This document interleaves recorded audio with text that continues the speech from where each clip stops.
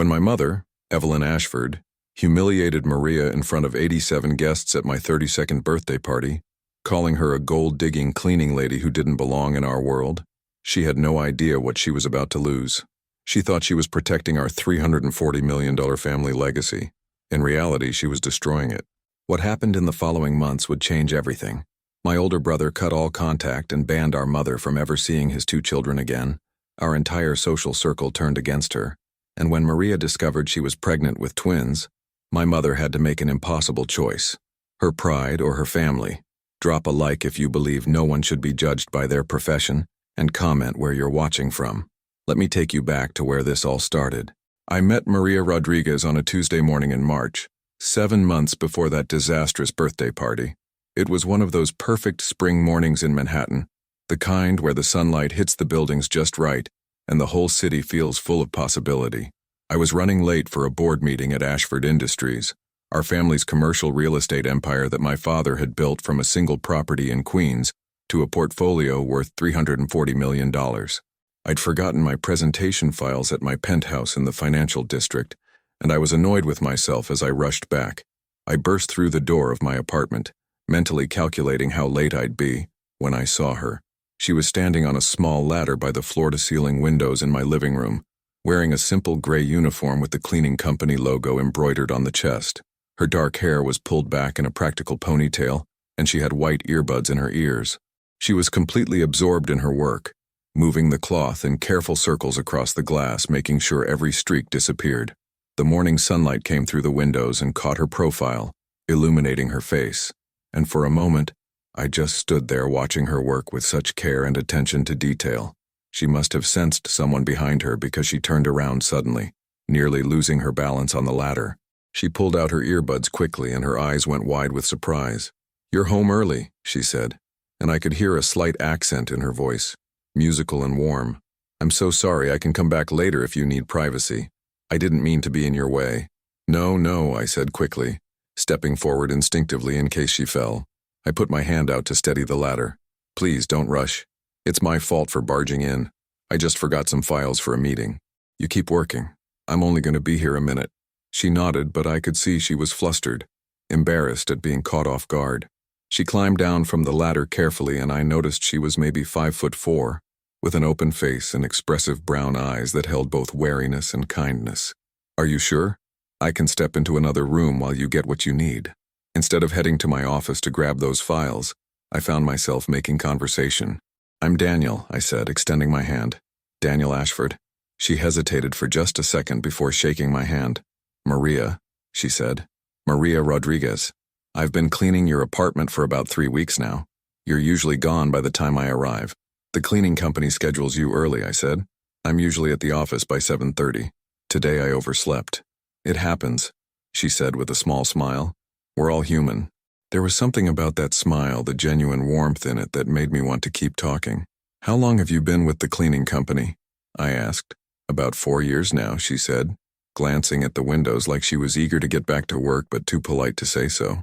"I started when I first moved to New York." "From?" I prompted. "Ecuador," she said. "Quito originally, but I grew up in a small town outside the city. I came here 6 years ago." "That must have been a big adjustment," I said. "From a small town in Ecuador to Manhattan." She laughed, and it was a musical sound. "That's an understatement. The first year I was here, I got lost on the subway at least 3 times a week. I'd end up in Queens when I was trying to get to the Bronx. But you learn. You adapt." "What brought you to New York?" I asked, genuinely curious now. "Opportunity," she said simply. "My father passed away when I was 21. Heart attack. He was only 47 years old. After he died, my mother was struggling to support my 2 younger siblings on her own. I decided to come here, work, send money back to help them. My sister is studying nursing now because of it.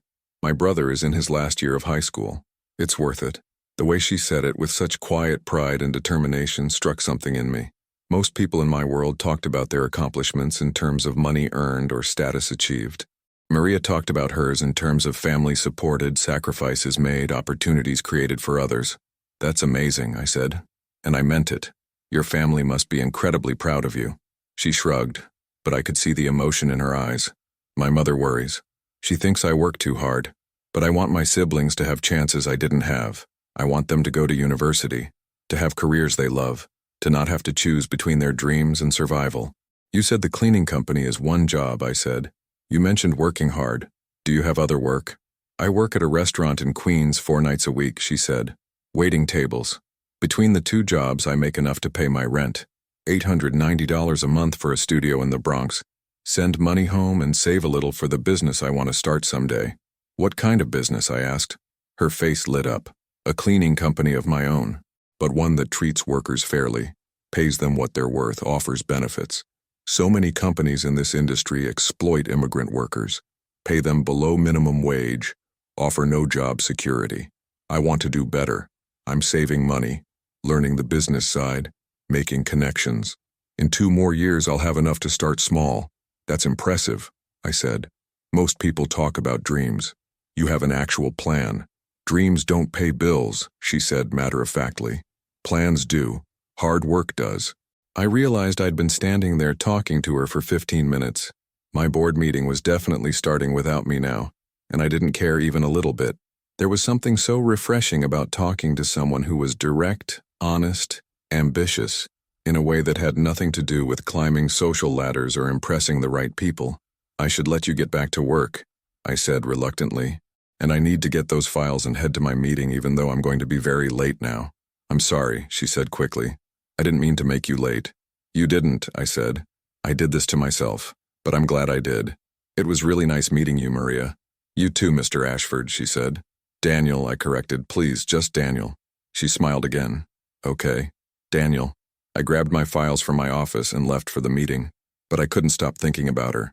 Her determination, her warmth, the way she carried herself with dignity and grace despite doing work that so many people looked down on.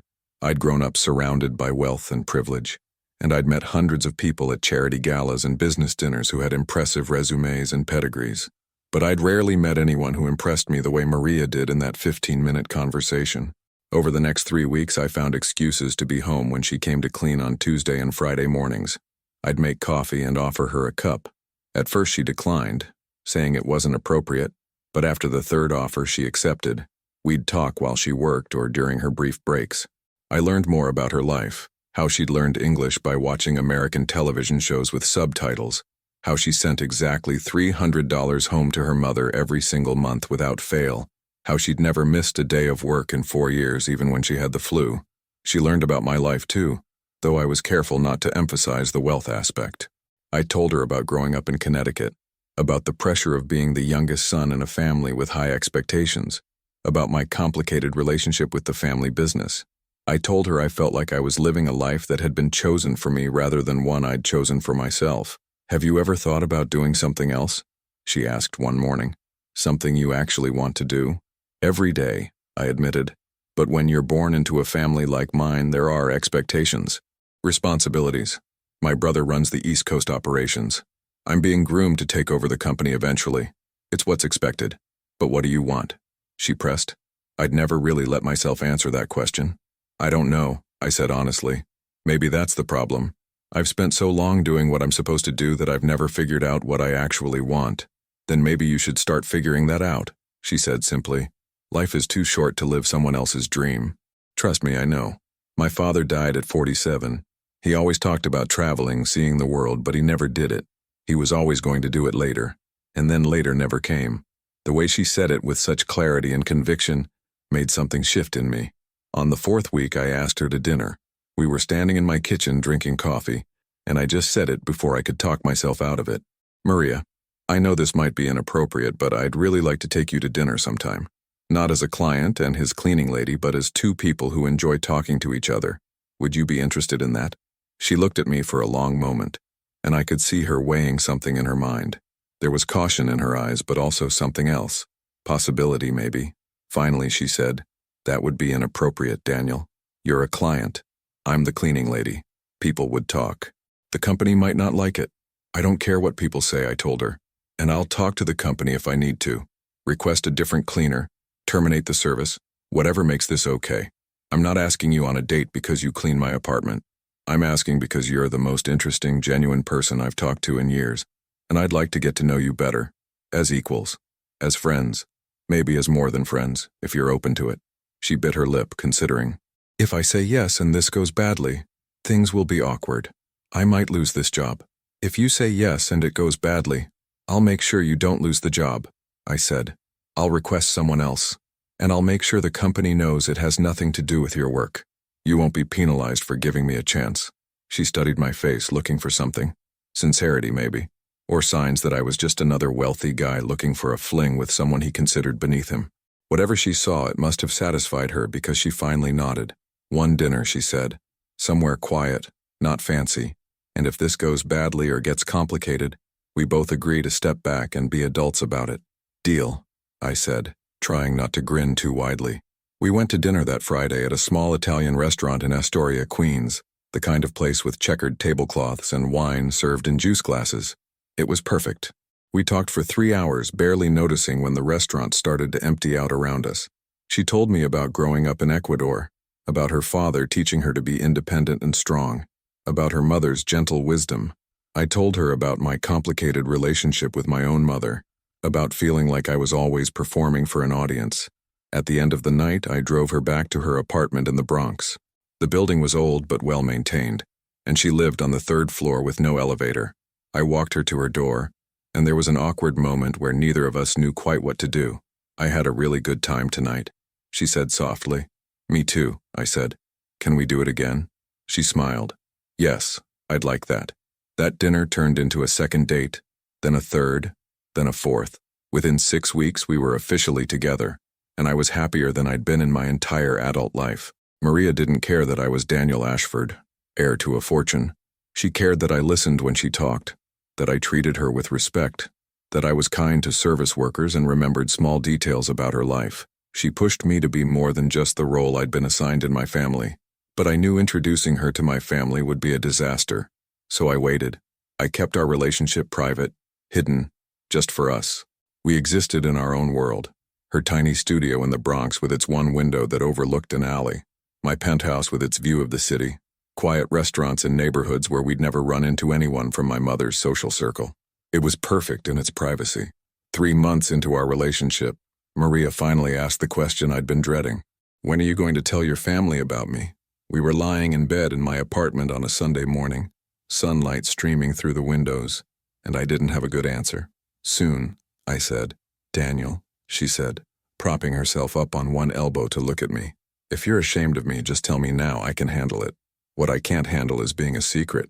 I'm not ashamed of you, I said immediately, taking her hand. Maria, you're the best thing in my life. I just know my family, especially my mother, and I know what's going to happen when I tell them. There's going to be judgment and pressure and attempts to break us up. I'm not avoiding telling them because I'm ashamed. I'm avoiding it because I want to protect you from their garbage. I don't need protection, she said firmly. I'm a grown woman who survived in New York City for 6 years on her own. I can handle your mother's disapproval. What I need is to know that you're committed to this relationship enough to make it public. Because if you're not, if you're just keeping me around until you find someone your family approves of, I need to know that now. Her directness, as always, cut right through my excuses. You're right, I said. I've been a coward about this. I'll tell them. But I need you to be prepared for it to get ugly. I'm prepared, she said. Question is, are you? That conversation stayed with me for days. I realized she was right. Keeping our relationship secret wasn't protecting her. It was protecting me from having to confront my family's prejudices. It was time to be an adult about this. But before I could figure out how to tell my family, my father found out on his own. He came to my office one afternoon in late September, closed the door, and sat down across from my desk with an expression I couldn't quite read. So, he said casually, I ran into Harold Matthews at the hardware store last Saturday. You remember Harold, right? Owns that auto body shop in Queens. I remembered Harold. He'd done work on my car a few times, and we chatted. My stomach sank. Did you see me somewhere, I asked? He said he recognized you from the company Christmas card photo I keep in my office, my father said. Said he saw you having dinner with a lovely young woman at that Italian place in Astoria. Said you two looked very happy together, very comfortable, like you'd been together for a while. There was no point in denying it. Her name is Maria, I said. We've been together for about 4 months now. My father nodded slowly. You didn't tell your mother or me. Any particular reason for that? You know the reason, Dad, I said. Mom is going to lose her mind when she finds out Maria isn't from our social circle. She's not a senator's daughter or an heiress or anyone Mom would consider appropriate. What does Maria do? My father asked, and his tone was neutral, curious rather than judgmental. She works 2 jobs, I said. She cleans apartments during the day and waits tables at night. She sends money home to her family in Ecuador every month. She's saving to start her own business. She's hardworking, intelligent, kind, and she makes me happier than I've been in years. My father was quiet for a moment, processing this. Then he said, I'm not here to lecture you, Daniel. I'm here to tell you that your mother is going to find out eventually, and when she does, it's going to get very ugly. I've been married to her for 35 years. I know exactly how she operates when she thinks someone is threatening the family image. She's going to see this relationship as a threat to everything she's built. The status, the social connections, the carefully curated image of our family. It's not a threat, I said, frustration creeping into my voice. Maria is amazing. She's genuine and real in a way no one in Mom's social circle has ever been. She doesn't care about the money or the name. She cares about me, just me. I believe you, my father said, and I could hear genuine sympathy in his voice. But your mother isn't going to care about any of that. She's going to care about optics, about what her friends think, about whether this woman fits into the life she's meticulously planned for you since you were born. I'm telling you this not to discourage you, but because I want you to be prepared for what's coming. He paused, then continued. For what it's worth, Daniel, I married above my station. Your mother's family came from old Connecticut money. My father worked construction. I paid for community college by working 3 jobs. When I told your grandparents I wanted to marry their daughter, they were horrified. They thought I was after her family's money and connections. They told her I'd never amount to anything, that she was throwing her life away on a nobody from Queens. I'd heard bits of this story before, but never in this much detail. What changed their minds? I asked. Nothing changed their minds, my father said bluntly. They went to their graves thinking she'd made a mistake, but I proved them wrong by building something from nothing, by creating my own wealth and success. I didn't need their approval or their money. And eventually, after decades, they had to acknowledge that I'd made something of myself. But it took years, Daniel. Years of working twice as hard as anyone else. Years of your mother defending me to her family. Years of being looked down on and judged. Are you telling me not to date Maria? I asked. I'm telling you to decide if she's worth fighting for, he said. Because it will be a fight. Your mother will make it as difficult as possible. She'll say terrible things. She'll try to manipulate you. She'll probably threaten to cut you off financially or professionally. You need to know that going in. But if Maria is worth it, if she's really the one, then fight for her the way I fought for your mother. Just be prepared for how hard that fight is going to be. She's worth it, I said without hesitation. I'm not giving her up because Mom has ridiculous ideas about class and status. My father smiled, but it was sad around the edges. Then get ready, because once your mother finds out, everything is going to change. I told Maria that conversation verbatim that night. We were in her apartment eating takeout Thai food on her small worn couch, and I laid it all out for her. My dad knows about us. My mom is going to find out soon. When she does, it's going to be really bad. She's going to say horrible things. She's going to try to break us up. She's going to make your life as difficult as possible. Maria listened quietly, her expression serious. Then she asked, do you want to break up? Get ahead of it. Save yourself the drama. No, I said immediately, taking her hand. Absolutely not. But I need you to understand what you're signing up for if we keep doing this. My mother can be cruel in ways that are hard to prepare for. She'll find ways to hurt you to make you feel small, to convince you that you don't belong in my world, and I don't know if I can protect you from all of it. Maria looked at me with those steady brown eyes, and when she spoke, her voice was calm and resolute. Daniel, I've worked 2 jobs since I was 22 years old. I've dealt with bosses who tried to cheat me out of wages I'd earned, customers who snapped their fingers at me like I was a servant, landlords who threatened to evict me over maintenance issues that were their responsibility. I've been ignored, talked down to, and treated like I was invisible because of the work I do. I'm not afraid of your mother. I'm afraid of losing you because you're secretly ashamed of me and too scared to admit it. I'm not ashamed of you, I said, and I meant it with every fiber of my being. Maria, you're the best thing that's ever happened to me. You've made me see my life differently, question things I always just accepted. You've made me want to be better. I'm not ashamed of you. I'm in awe of you. Then we'll deal with your mother together, she said firmly.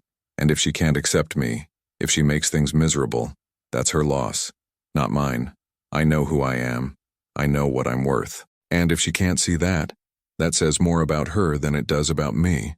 That's what I loved about Maria, her unshakable sense of self-worth, her refusal to let anyone make her feel less than, her courage in the face of things that would have intimidated most people. She wasn't naive about the situation. She knew it would be hard, but she also knew she was strong enough to handle it. Unfortunately, we didn't have much time to prepare. 2 weeks later, my mother found out. I don't know exactly how. Whether someone saw us together, whether my father said something, or whether she hired someone to follow me. But one Monday morning I got a text from my older brother, Thomas. Mother knows about your girlfriend. She called me at 7 this morning, losing it. Emergency family dinner scheduled for Sunday at 6 p.m. You need to be there.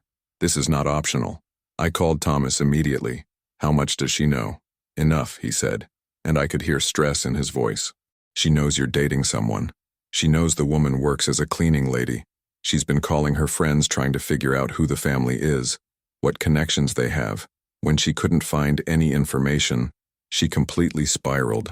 Dad tried to calm her down, but she's in full crisis mode. What did you tell her when she called you? I asked. I told her I didn't know anything about it, which is true, Thomas said. Danny, I don't want to tell you what to do with your life, but you know how Mom gets about stuff like this. Maybe it would be easier to just... Don't, I said, cutting him off. Don't tell me it would be easier to break up with her. I'm not doing that. Thomas sighed. Then Sunday is going to be rough. Really rough. Just prepare yourself. The dinner was at my parents' estate in Greenwich, Connecticut, the same house where I'd grown up. 10 bedrooms, 8 bathrooms, sitting on 4 meticulously landscaped acres. My mother had redecorated it 7 times in the 30 years they'd owned it, always chasing whatever aesthetic was currently fashionable among her wealthy friends. Every time I walked through those doors, I felt like I was walking into a museum rather than a home. I arrived at exactly 6 p.m. on Sunday. My father was already in the living room, sitting in one of the uncomfortable antique chairs my mother insisted on keeping, despite the fact that no one ever sat in them. He was nursing a scotch and looking deeply uncomfortable. Thomas was there with his wife Charlotte, both of them dressed like they were attending a business dinner. Charlotte, the senator's daughter, looked nervous. Thomas looked resigned. My mother sat in her usual chair by the fireplace, wearing a cream-colored Chanel suit that probably cost $6,000. Her makeup was perfect, her hair was perfect, her posture was perfect. Everything about her screamed control and composure, but I could see the rage simmering just beneath the surface. "Daniel," she said when I walked in, her voice icy and precise. "Sit down. We need to have a conversation." I sat in the chair across from her, deliberately taking my time, refusing to be rushed. I knew what was coming, but I wasn't going to make it easy for her. "Your father tells me you've been seeing someone," she began, and the emphasis on someone dripped with disdain. "A cleaning woman, apparently. Is that correct?" "Her name is Maria Rodriguez," I said calmly. "And yes, we've been together for 7 months. 7 months," my mother repeated, as if the length of time was personally offensive to her. 7 months, and you didn't think to introduce her to your family. You didn't think we deserved to know that our son, the heir to a $340 million empire, was dating someone who scrubs toilets for a living. Why is that, Daniel? Why the secrecy?" "Because I knew you'd react exactly like this," I said, keeping my voice level. "Because I knew you'd judge her based on her profession instead of her character. Because I wanted to have something in my life that was mine, without your interference and manipulation." Her eyes flashed. "Manipulation? I'm your mother. I've spent your entire life trying to guide you, to set you up for success, to make sure you don't make decisions that will ruin your future. And this woman, this cleaning lady, is exactly the kind of mistake I've been trying to protect you from." "She's not a mistake," I said, my voice getting harder. "She's the best thing that's ever happened to me." My mother stood up abruptly, and I could see her hands shaking slightly, the only crack in her composed facade. "Let me explain something to you, Daniel. You are 32 years old. You're the youngest vice president in Ashford Industries history. You sit on 3 charity boards. You're being groomed to eventually take over this company. The woman at your side when you do that will be representing our family, our legacy, everything we've built. Do you honestly, truly believe that a cleaning woman from Ecuador can handle that responsibility?" "The woman at my side," I said, my anger rising, "is intelligent, hardworking, compassionate. and treats people with more dignity and respect than you've shown in this entire conversation. She's capable of anything she sets her mind to. And frankly, Mother, your obsession with status and appearances is exactly why I didn't want to tell you about her. Thomas cleared his throat. Look, Danny, I get that you want to do your own thing, but think about this practically for a second. The charity galas, the business dinners, the social events, these things matter in our world. They're part of the business. Can she really navigate that world? Does she even know which fork to use at a formal dinner? Is it really fair to either of you to put her in situations where she's completely out of her depth? She can handle any situation she's in, I said, turning to face my brother. And if your social events are too pretentious and superficial for a woman who's worked harder than any of us have ever had to work, then maybe those events aren't worth attending. My father finally spoke up, his voice quiet but firm. Evelyn, maybe we should actually meet her before we make all these judgments. Give her a chance. My mother whirled on him. Richard, don't be naive. This isn't about giving her a chance. This is about our son throwing away his future, his reputation, everything we've worked to build, on someone who is completely unsuitable for his position in life. I won't sit by and watch that happen. She turned back to me, and her voice became cold and calculating. Fine. If you're so committed to this mistake, if you truly believe she belongs in our world, then bring her to your birthday party next month. We're planning a celebration at the estate, 87 guests, everyone who matters in our social circle. Let's see how well your cleaning lady fits in with Connecticut society. Let's see if she can handle it. It was a trap. I knew it immediately, and so did my father. I could see it in his face. My mother was planning something, some way to humiliate Maria in front of everyone, to prove her point about Maria not belonging. She wanted witnesses. She wanted an audience for whatever she had planned. I should have said no. I should have protected Maria from what was obviously coming. But part of me thought that maybe, just maybe, if my family actually met her, if they saw how amazing she was, they'd understand what I saw. Part of me stupidly believed that love and character would win out over prejudice. I was wrong. I told Maria about the birthday party invitation the next day. We were at her apartment, and I could see the hesitation in her eyes immediately. Daniel, I don't know if that's a good idea. Your mother clearly doesn't want me there. She's setting some kind of trap. That's exactly why you should be there, I said. She needs to see that I'm serious about you, that you're not going anywhere, that we're a team. But Maria was smarter than I was about this. She said, your mother didn't invite me because she wants to get to know me. She invited me because she wants to humiliate me in front of all those people. She wants to show your entire social circle that I don't belong. And maybe she's right, Daniel. Maybe I don't belong in that world. Don't say that, I said, taking her hands.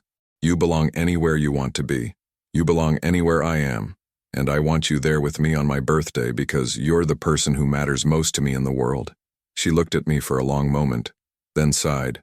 Okay, I'll go, but promise me something. If it gets bad, if your mother does something cruel, promise me you'll have my back. I'll always have your back. I promised. Always. The month leading up to my birthday was tense and strange. My mother called me 3 times to discuss party details. The guest list, the catering company, the tent set up in the garden. Each time she was perfectly polite, perfectly civil, but there was something calculated in her tone that made my skin crawl.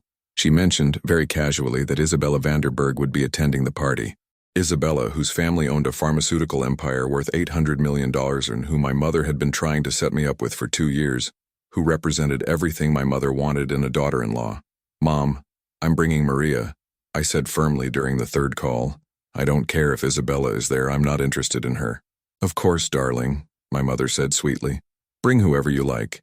It's your birthday. I just thought you'd want to know who else would be attending. The week before the party, I took Maria shopping for a dress. I wanted her to feel confident, beautiful, ready for whatever my mother had planned. We found something perfect at a boutique in Soho, a deep blue dress that brought out her eyes, elegant but not flashy, sophisticated but still her. When she tried it on, I couldn't take my eyes off her. You look stunning, I said. She looked at herself in the mirror, and I could see uncertainty in her face. Do I look like I belong at a party with 87 wealthy people in Greenwich? You look like you, I said, and that's all you need to be. But I could see she was nervous, and as the days counted down to October 15th, I watched her anxiety grow. She asked me questions about the party. What kind of people would be there? What topics would they discuss? Whether there were social rules she needed to know. I tried to reassure her, but the truth was that my mother's world had 1,000 unspoken rules, designed to make outsiders feel unwelcome, and I couldn't prepare Maria for all of them. The night of October 15th arrived. I picked Maria up from her apartment at 5 p.m. She looked beautiful in the blue dress, her hair swept up, simple jewelry, but I could see the tension in her shoulders. "It's going to be fine," I told her as we drove north toward Greenwich. "Just stay with me. Don't let anyone make you feel less than you are. And if my mother says anything out of line, we leave immediately, okay?" "Okay," she said quietly, but her hands were trembling slightly. The party was already in full swing when we arrived at 7 p.m. My mother had transformed the back garden into something out of a magazine, a massive white tent strung with thousands of fairy lights, round tables covered in cream linens, a string quartet playing Mozart, waiters in tuxedos circulating with champagne and expensive hors d'oeuvres. Every woman was dripping with jewelry. Every man wore a watch worth more than most people's annual salary. This was Connecticut society at its finest, and it was designed to intimidate anyone who didn't belong. I felt Maria's hand tighten on my arm as we walked toward the tent. My mother was stationed near the entrance, greeting guests, holding court like a queen at her palace. She was wearing an ivory Oscar de la Renta gown that probably cost $15,000, and her smile was sharp and predatory. When she saw us approaching, that smile froze for just a fraction of a second before she recovered her composure. "Daniel, darling," she said, kissing my cheek without actually touching me. "Happy birthday, my love. And this must be Maria." "Yes," I said, my voice firm. "Maria, this is my mother, Evelyn Ashford." Maria extended her hand with impressive grace and confidence. "It's very nice to meet you, Mrs. Ashford. Thank you for including me in Daniel's birthday celebration." My mother took Maria's hand like she was touching something distasteful, holding it for exactly 1 second before releasing it. "Of course," she said, her voice dripping with false warmth. "Any friend of Daniel's is welcome here, though I must say I was quite surprised to hear he was bringing a date tonight. He usually prefers to come to these events alone, don't you, darling? More freedom that way." The emphasis on friend rather than girlfriend wasn't subtle. Neither was the implication that I typically came alone because I didn't want to be tied down. Maria caught both insults, but her expression didn't change. She just smiled politely and said, "Well, I'm honored to be here tonight." We moved into the party and I immediately started introducing Maria to people. Some were kind. My father's business partner, Marcus Chen, shook her hand warmly and made genuine conversation about her family. Some were coolly polite. My mother's friend Patricia gave Maria an air kiss and a once-over that lingered on her dress, clearly calculating how much it cost. And some were outright rude in that subtle upper-class way designed to make someone feel unwelcome without saying anything obviously offensive. "Maria, what an interesting name," one woman said, her tone suggesting it was anything but interesting. "Is that Spanish?" "It's common in Ecuador," Maria replied calmly. "Where I'm from." "Oh, how exotic," the woman said with a smile that didn't reach her eyes. "And what do you do, dear? What kind of work?" "I work in property management," Maria said, which was technically true. Cleaning was property management, but vague enough to avoid the conversation I knew this woman was fishing for. "How lovely," the woman said, clearly disappointed that Maria hadn't given her more ammunition for gossip. I watched Maria handle conversation after conversation with grace. She was nervous. I could tell by the way she held her champagne glass, by the slight tension in her smile, but she never let it show. She answered questions politely, asked thoughtful questions in return, and refused to be intimidated by people who were clearly trying to make her feel small.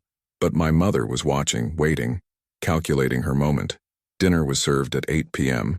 We were seated at the head table, me, Maria, my parents, Thomas and Charlotte, and two of my mother's closest friends, Patricia Aldridge and Diane Morrison, who was Charlotte's mother and the wife of a Connecticut senator.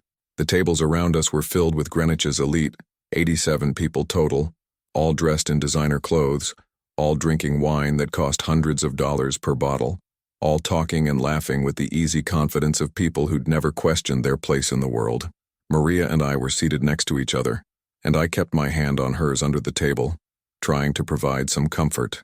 She was holding up remarkably well, but I could feel the tension radiating off her. This wasn't her world, these weren't her people, and everyone at the table knew it. The first course was served, some kind of expensive soup with microgreens and truffle oil.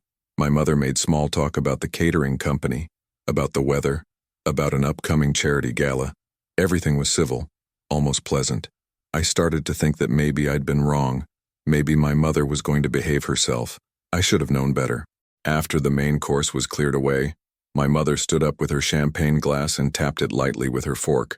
The tent went quiet almost immediately, all 87 guests turning their attention to the head table, expecting a birthday toast. "Everyone," my mother began, her voice carrying across the tent with practiced ease. "Thank you all so much for coming tonight to celebrate Daniel's 32nd birthday. As most of you know, Daniel is my youngest son, and while his older brother Thomas has already blessed me with 2 beautiful grandchildren, Daniel has always been my free spirit, the one who marches to the beat of his own drum." Polite laughter rippled through the crowd. I felt Maria tense beside me, her hand gripping mine under the table. My mother continued, her smile sharp and bright. "And tonight, Daniel has brought someone very special with him, someone I think you should all meet. Maria Rodriguez, would you please stand up so everyone can see you?" Maria looked at me, her eyes wide with alarm. I shook my head slightly, but my mother was insistent, her voice taking on a harder edge. "Come now, dear, don't be shy. Stand up. Let everyone see Daniel's special friend." Slowly, mechanically, Maria stood up. Every eye in the tent turned to her.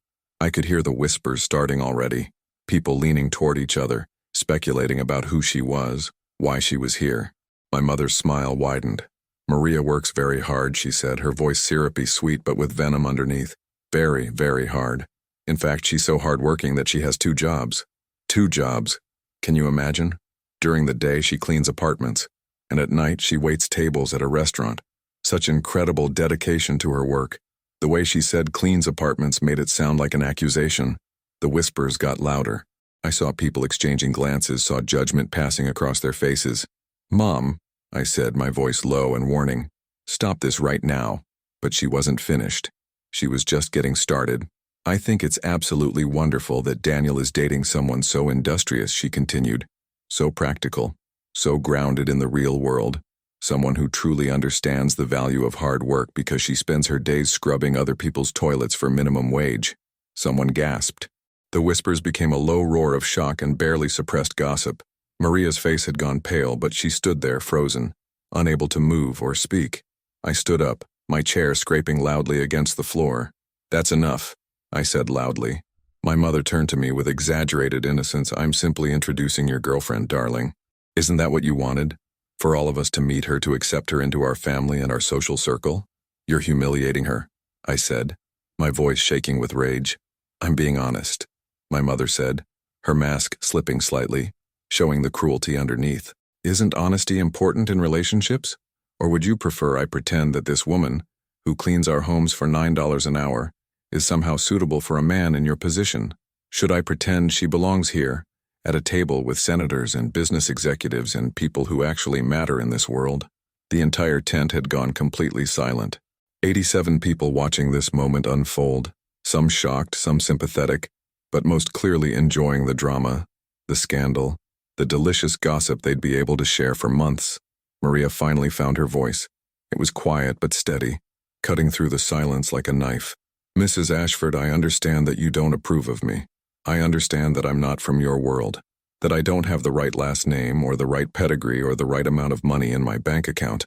But I have never once pretended to be anything other than what I am. I work hard. I'm proud of what I do. I take care of my family, and I care about your son. If that's not enough for you, if you can't see value in that, then I'm genuinely sorry for you." My mother laughed.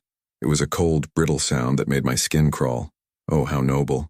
The working-class hero speech. How very inspiring. "Tell me, dear, do you really think you can handle this life? The business dinners where millions of dollars are discussed? The charity galas where a single dress costs more than you make in 6 months? The constant scrutiny, the judgment, the pressure? Or are you just with my son because he has money and you saw an opportunity to escape your little studio apartment in the Bronx?" That's when I completely lost it. I stepped between them, blocking my mother's view of Maria, and my voice was loud enough for every single person in that tent to hear me clearly. "You want to know what I think, Mother? I think Maria has more class, more dignity, more genuine human decency in her little finger than half the people in this tent. I think your obsession with status and appearances and social climbing has made you into someone cruel and small and empty. I think you should be deeply ashamed of yourself for humiliating someone in front of 87 people, just because she doesn't meet your superficial standards of what's acceptable." My mother's face went white, then red. "How dare you?" she hissed. "How dare you speak to me that way in front of all these people in my own home? You humiliated the woman I love in front of all these people," I said. "You did this to yourself. You chose cruelty over kindness. You chose status over your own son's happiness. That's on you, not on me." I turned to Maria, who had tears streaming down her face but was still standing tall, still refusing to crumble. "Let's go," I said gently. "We're leaving. You don't deserve this." We walked out of that tent together, and behind us I could hear the explosion of conversation. 87 people all talking at once, the scandal of the century unfolding before their eyes. My father caught up with us in the circular driveway where valets were parking cars. "Daniel, wait," he said, slightly out of breath. "Not now, Dad," I said, unlocking my car. He grabbed my arm, and when I turned around, I saw something in his face I'd never seen before. Pride mixed with sadness. "I'm not trying to stop you," he said. "I'm telling you that I'm proud of you for standing up to her. I'm telling you that what she did in there was unconscionable and cruel, and I'm ashamed that I didn't stop it myself. And I'm telling you both that I'm sorry. Maria, I'm so sorry you had to experience that." Maria was shaking, tears still falling, but she managed to say, "Thank you, Mr. Ashford. That means a lot." My father looked back at the tent, where we could still see my mother through the lit canvas, surrounded by guests who were undoubtedly consoling her or condemning her depending on who they were. "My wife has built her entire identity around status and appearances," he said quietly. "Without that, she doesn't know who she is. But she's going to have to learn, because what she did tonight has consequences, real ones." "What kind of consequences?" I asked. "The kind that come from losing what matters most," he said cryptically. "Drive safely. Call me tomorrow." Maria had been feeling unwell for several days, exhausted, nauseous in the mornings, emotional in ways that weren't typical for her. She thought it was stress from everything that had happened with my family, from losing her jobs, from the constant pressure and scrutiny. But when the symptoms persisted for 2 weeks, she bought a pregnancy test. She called me at work, her voice shaking. "Daniel, I need to see you right now. Can you come to my apartment?" I left the office immediately, my mind racing through possibilities. None of them good. When I got to her apartment 20 minutes later, she was sitting on her small couch holding something in her hands. Her face was pale, her eyes red from crying. "I'm pregnant," she said. The world stopped. Everything else, the company, my mother, the drama, all of it faded away, and there was just this moment, this news, this massive change to everything. I sat down next to her, my hands trembling. "How far along?" "I don't know yet," she said. "I just took the test an hour ago. It's positive." "Daniel, I don't know what to do. With everything happening with your family, with me losing my jobs, with all this chaos, I don't know if this is the right time. Do you want this baby?" I asked, taking her hands. She looked at me with tears streaming down her face. "Yes," she said. "Even though it's terrible timing, even though everything is a mess, yes, I want this. But I'm terrified. Your mother already hates me. What's she going to do when she finds out I'm pregnant? She'll probably accuse me of trapping you on purpose." "Then we don't tell her yet," I said. "We figure this out first, just us. And Maria, regardless of what my mother thinks or does, I'm here. I'm all in. If you want this baby, then we're having this baby, and we'll figure out the rest." She cried, and I held her, and we sat there for a long time, just processing what this meant. We made a doctor's appointment for the following week. The ultrasound revealed something neither of us expected. "Twins," the doctor said, pointing at the screen where 2 tiny forms were visible, 2 distinct heartbeats flickering. "Congratulations. You're having twins." Maria started crying again, but this time it was different. Shock mixed with something like joy. I sat there stunned, looking at those 2 tiny beings on the screen, unable to fully process it. 2 babies, 2 lives that would depend on us. After the appointment, we sat in my car in the parking lot for a long time, neither of us quite knowing what to say. "Twins," Maria finally said. "Daniel, I can barely afford to take care of myself. How am I going to afford 2 babies?" "We'll figure it out," I said, though honestly I had no idea how. "But I do need to tell my family. This changes things. My mother needs to know she's going to be a grandmother." Maria looked uncertain. "Are you sure? She's made it very clear how she feels about me." She's going to find out eventually, I said. Better it comes from me. That evening I drove to Greenwich alone. My father was in his study, reading, and he looked surprised to see me. Daniel, is everything okay? I need to tell you something, I said. Maria is pregnant, with twins. You're going to be a grandfather. My father's face went through several emotions, shock, concern, then something like joy. He set down his book and stood up, pulling me into a hug. That's wonderful news, son. Truly wonderful. How is Maria handling it? She's scared, I said honestly. With everything that's happened, with losing her jobs because of Mom's interference, she's worried about how we're going to manage. We'll help, my father said immediately. Whatever you need. Medical care, financial support, anything. Where's Mom? I asked. In the conservatory, he said. Daniel, be prepared. This news might not go the way you hope. I found my mother reading in her favorite chair, surrounded by her orchids. She looked up when I entered, her expression cool. Daniel, I didn't expect to see you. I'm not here to fight, I said. I'm here to tell you something important. Maria is pregnant. With twins. You're going to be a grandmother to 2 more grandchildren. I watched her face carefully. Shock, disbelief, then her features hardened into something calculating and cold. I see, she said slowly. And I suppose you expect me to be happy about this development. I expect you to be a decent human being, I said. These are your grandchildren we're talking about. My mother stood up and her voice was icy. Let me be very clear, Daniel. That woman got pregnant on purpose. She trapped you. She knew exactly what she was doing. Now you're tied to her forever, and she'll have access to our family's money through child support if nothing else. This is exactly what I warned you about. She didn't trap me, I said, keeping my voice level despite my rage. We're in a relationship. Sometimes people in relationships get pregnant. It wasn't planned, but we're both happy about it. You're delusional, my mother said. She saw a rich man, planned this from the beginning, and now she's secured her future at your expense. I left without another word. There was no point in arguing with someone so convinced of their own warped worldview, but something was happening behind the scenes that I didn't fully understand yet. My father called me 2 days after I told them about the pregnancy. Thomas has been calling your mother, he said, trying to convince her to apologize, to change, to see reason. She's refusing. She told him this morning that she won't apologize for trying to protect you from an opportunist. What did Thomas say? I asked. He told her that as long as she maintains this attitude, she's not allowed to see Emma or Jack, my father said. She tried to convince him that he was being manipulated by his wife, by you, by Maria. He hung up on her. Daniel, your mother is starting to realize that people aren't on her side the way she expected, but she's too proud to admit she was wrong. Let her stay proud then, I said. We don't need her. The next 3 months were strange. Maria's pregnancy progressed normally, but the stress of the situation, financial pressure, family drama, social isolation, weighed on both of us. My mother made no attempt to reach out, to apologize, to show any interest in the twins. Thomas held firm on his boundary, refusing to let his mother see her grandchildren until she changed. And slowly, agonizingly, my mother's world began to crumble. Patricia Aldridge, her best friend of 23 years, stopped returning her calls after my mother made one too many complaints about how everyone was betraying her.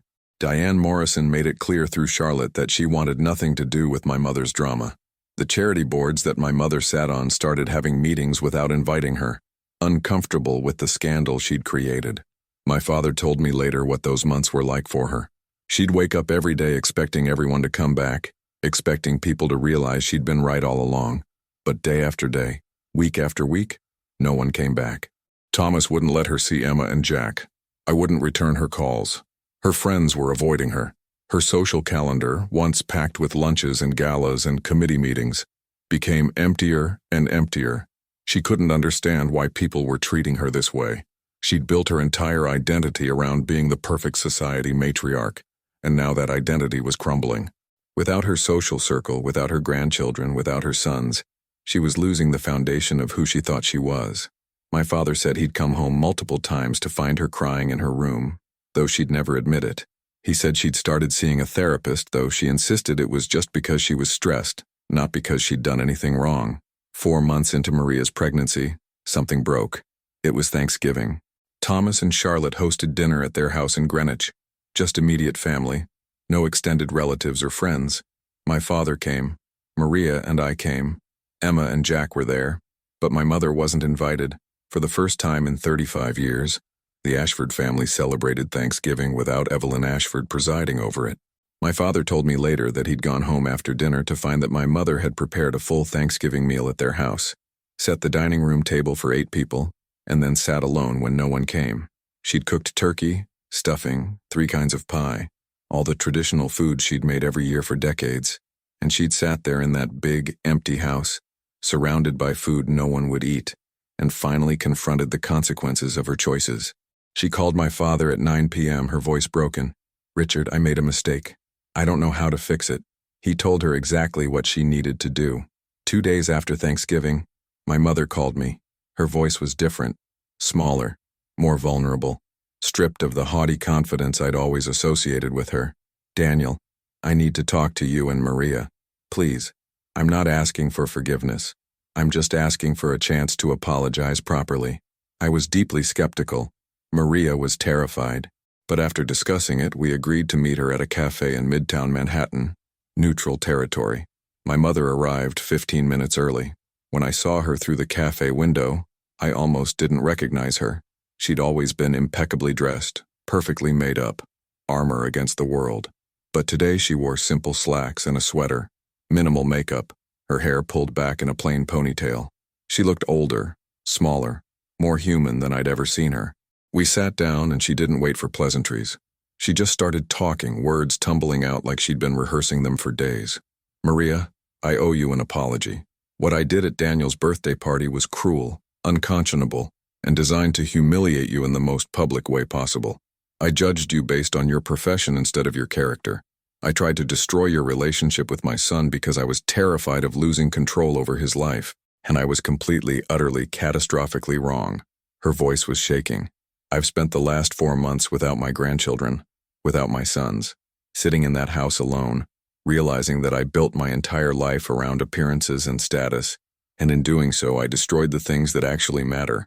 My therapist asked me what I'm proud of in my life, and I couldn't answer her, because everything I thought I'd built, my social circle, my reputation, my carefully curated image, was based on superficial things that don't mean anything." She looked at me, tears beginning to fall. "Daniel, you were right about everything you said at that party. I am cruel. I am small. I am empty. I chose status over your happiness. I chose appearances over love, and I will regret that for the rest of my life." Then she looked back at Maria, her voice breaking completely. "I don't expect you to forgive me. I don't even know if I can forgive myself, but I want you to know that I see now what Daniel sees in you. You have courage, dignity, and strength that I will never have. You stood there while I humiliated you in front of 87 people, and you held your head high. You didn't crumble. You didn't attack me back. You just spoke your truth with grace, and I'm sorry that I tried to take that away from you. I'm sorry I made you feel like you weren't enough, because you are more than enough. You're everything." Maria was crying now, tears streaming down her face. I was stunned, genuinely shocked by the raw emotion, the vulnerability, the complete absence of my mother's usual defenses. My mother reached into her purse and pulled out a small velvet box. "This was my mother's," she said quietly.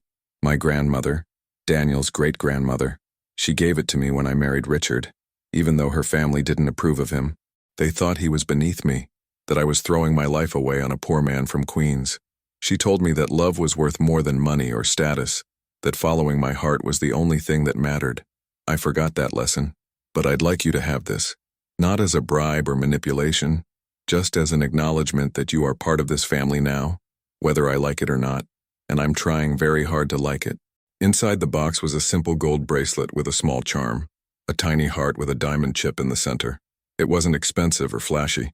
It was just meaningful, sentimental, real. Maria looked at me, uncertain. I nodded slightly. She took the box, holding it like it might break. "Thank you," she said quietly. "This means a lot." We talked for 2 hours that afternoon. My mother asked Maria about her family in Ecuador, about her childhood, about her dreams for the future. She asked about the pregnancy, about the twins, about whether we needed anything. She listened without judgment, without interruption, genuinely trying to understand the woman she'd so thoroughly misjudged. Before we left, my mother said one more thing. "I know I can't undo what I did. I know I can't take back those words or erase that night, But if you're willing to give me a chance, just a chance, I'd like to try to do better. I'd like to know these babies.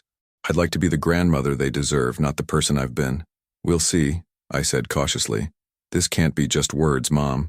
This has to be sustained change. I know, she said. I know. Over the next 2 months, my mother proved that her change was real. She called Maria once a week just to check in, never pushing, never demanding, just offering support. She sent thoughtful gifts, practical things for the babies, not expensive designer items. She asked if she could come to one of Maria's ultrasound appointments, and when Maria agreed, she cried watching the twins on the screen. She apologized to Charlotte and convinced Patricia to have coffee with her, where she apparently spent an hour acknowledging how wrong she'd been. Patricia told my father later that it was the most genuine, vulnerable conversation she'd ever had with my mother in 23 years of friendship. And slowly, carefully, Thomas began to let her see Emma and Jack again. Supervised visits at first, 1 hour at a time, with Thomas and Charlotte present. My mother showed up with humility and gratitude, asking about their lives instead of lecturing them about behavior, listening instead of dictating. When the twins were born, 2 healthy boys we named Lucas and Gabriel, my mother was one of the first people we called. She came to the hospital immediately and held them with tears streaming down her face. "Thank you," she said to Maria. "Thank you for giving me this chance. Thank you for being kinder to me than I was to you." Over the next year, my mother continued to prove herself. She helped Maria start her cleaning business, offering business advice and connections without being controlling. She invited Maria's mother to visit from Ecuador and treated her with genuine respect and warmth. She publicly supported immigrant worker rights at a charity gala, citing Maria as her inspiration for finally seeing what really mattered. The social circle that had watched her humiliate Maria at my birthday party watched her transformation with mixed reactions. Some people admired the change, others gossiped about it. My mother stopped caring what they thought. 1 year after the twins were born, we had Thanksgiving dinner together, all of us. Thomas and his family, my parents, Maria and me, and Lucas and Gabriel. My mother looked around the table and said quietly, "This is what I almost lost. This is what actually matters. And I'm grateful for every single day I get to be part of it." She never fully recovered the social standing she'd had before. Too many people remembered the birthday party, remembered her cruelty, but she seemed lighter without it, happier, more genuine. Thomas told me once that their relationship had fundamentally changed. She asks now instead of demands. She listens instead of lectures. She's trying to make up for the years she cost me with Rebecca. It doesn't erase what happened, but it's something. My father was happier than I'd ever seen him. "This is the woman I fell in love with," he told me, before she got lost in status and appearances. I'm just grateful I got her back. As for Maria and me, we got married in a small ceremony when the twins were 6 months old. Just family and close friends, no big society wedding. My mother cried through the entire ceremony, and afterward she hugged Maria and whispered, "Welcome to the family. Really, truly welcome." Maria's cleaning business thrived. Within 2 years, she had 12 employees, all paid fairly with benefits, and more clients than she could handle. She built something she was proud of, something that reflected her values, and my mother was her biggest cheerleader. The twins grew into toddlers who looked just like me, but had their mother's spirit and strength. My mother doted on them, and they loved their grandmother who spoiled them with attention and affection. One afternoon when the twins were 2, I found my mother in our living room reading to them. They were curled up on either side of her, pointing at pictures in the book, and she looked more content than I'd ever seen her. "I was wrong about everything," she said when she noticed me watching. "About what matters, about who deserves respect, about what makes someone worthy of love. You figured it out eventually," I said. "That's what counts. Thanks to you," she said. "And thanks to Maria. She saved this family by refusing to accept my garbage, by standing firm in who she was, by showing me what real strength looks like. She saved me from myself. That's the thing about second chances. You can't change the past, but you can choose differently going forward." My mother chose to change, and while the journey was painful and took far too long, in the end, love won. Not superficial love based on status or wealth, but real love. The kind that sees people for who they truly are. The kind that forgives without forgetting. The kind that grows stronger through adversity. If this story reminded you that people can change if they truly want to, that love is more powerful than pride, and that sometimes losing everything is what it takes to find what really matters, Hit that like button and subscribe for more stories about karma, redemption, and the things that truly matter in life. Drop a comment telling me where you're watching from and whether you believe in second chances. Are they always deserved, or do you have to earn them? Thank you for watching, and remember, the people you judge today might be the people who teach you the most important lessons tomorrow. See you in the next one.